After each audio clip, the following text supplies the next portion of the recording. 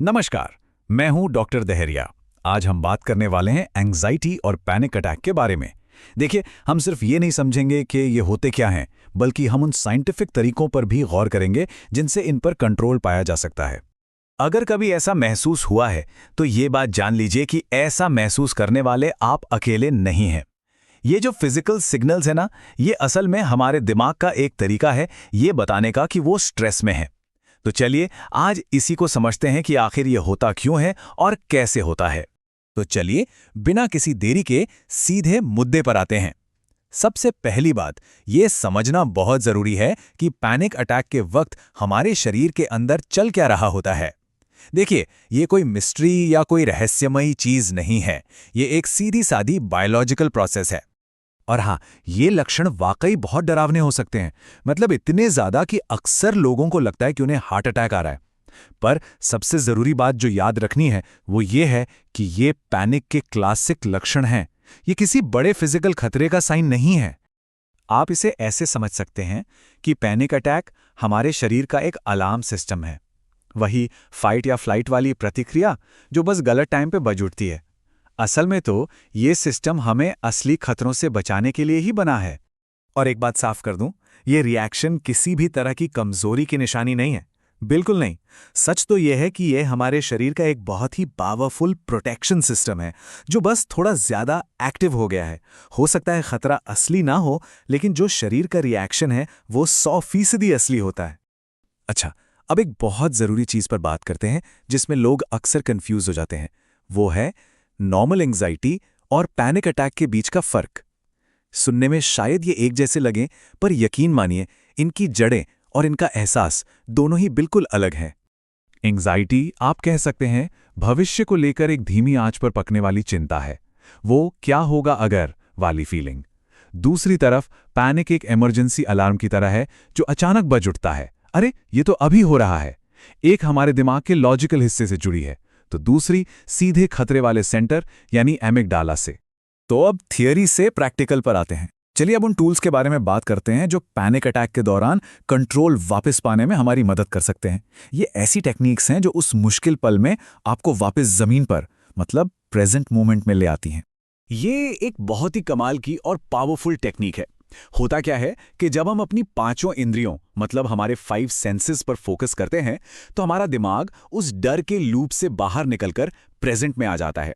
इससे ब्रेन को एक सिग्नल मिलता है कि सब ठीक है, हम सेफ हैं और सिचुएशन हमारे कंट्रोल में है। अपनी सांसों को कंट्रोल करना, ये सीधे सीधे हमारे शरीर के स्ट्रेस को कम करने का सबसे असरदार तरीका है। पता है क्यों? क्योंकि ये टेक्निक हमारे नर्वस सिस्टम को शांत करती है, दिल की धड़कन को नॉर्मल करती है और शरीर को ये मैसेज भेजती है कि अब खतरा टल चुका है।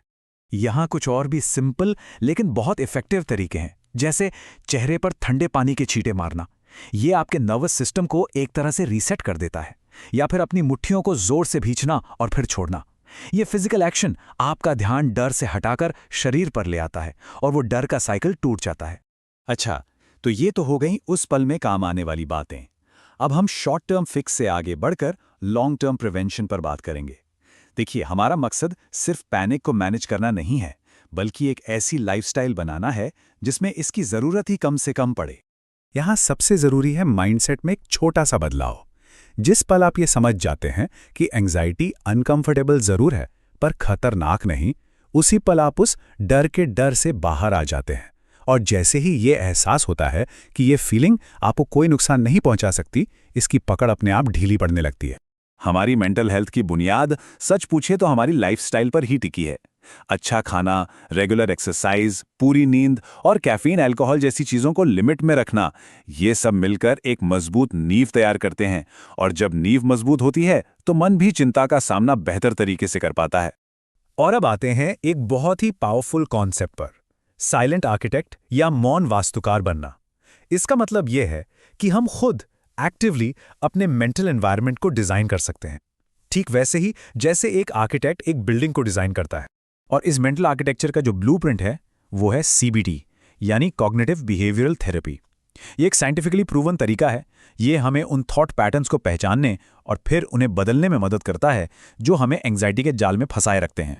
इसमें करना क्या है? जब भी कोई डरावना विचार मन में आए तो उसे सबूतों के साथ चैलेंज कीजिए। एक जासूस की तरह बन जाइए, खुद से पूछिए, ठीक है, मैंने पहले कितनी बार सोचा है कि मैं ये बर्दाश्त नहीं कर सकता? और फिर इसके बाद अगला सवाल, और उन सभी मौकों में से कितनी बार मैं सच में उससे बाहर निकल आया? ये एक बहुत ही पावरफुल सवाल है, क्योंकि ये आपके ही पास्ट एक्सपीरियंस को सबूत की तरह इस्तेमाल करता है। ये याद दिलाता है कि आप पहले भी मुश्किल भावनाओं से गुजरे हैं और हर बार आप उससे बाहर निकले हैं। और यही प्रोसेस हमें एक बहुत बड़ा फर्क समझाती है। एक ऐसी फीलिंग जो असहनीय है और एक ऐसी फीलिंग जो सिर्फ असहज है। ज्यादातर एंजाइटी असहज होती है, असहनीय नहीं। और ये समझना ही उन डरावने विचारों की ताकत को खत्म कर देता है। तो एक मजबूत मेंटल फाउंडेशन बनाने के लिए आज आप कौन सी एक ईंट रख सकते हैं? क्योंकि मूल संदेश यही है, छोटे छोटे रोज के कदम ही समय के साथ एक मजबूत इमारत खड़ी करते हैं। मैं हूं डॉक्टर देहरिया और स्वस्थ मन में हमारा मकसद यही है कि आप तक ऐसी ही जानकारी पहुंचाएं। इन टूल्स और स्ट्रैटेजीज को अपनाकर कोई भी एंग्जाइटी को मैनेज कर सकता है और एक शांत और ज्यादा कंट्रोल जिंदगी की तरफ बढ़ सकता है। तो अगर ये जानकारी आपको काम की लगी हो तो इसे लाइक जरूर करें, ताकि ये और लोगों तक भी पहुंच सके। और ऐसी ही स्ट्रैटेजीज के लिए हमें सब्सक्राइब करना ना भूलें।